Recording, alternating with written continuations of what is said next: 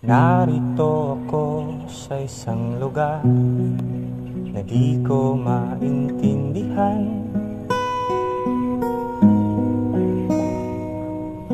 Nakikipagsapalaran sa buhay na ang hantungan ay kawalan.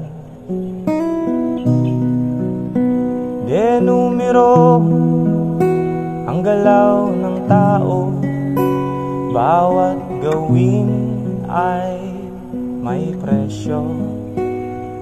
O narito ako sa isang lugar na di ko maintindihan.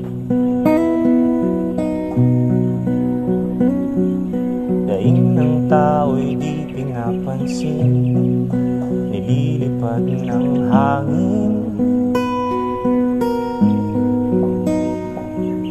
Pangkain sa araw-araw ay di malaman paano pagkakasyahin. Lalong yumayaman ang mga mayaman, lalong naghihirap ang mga mahirap.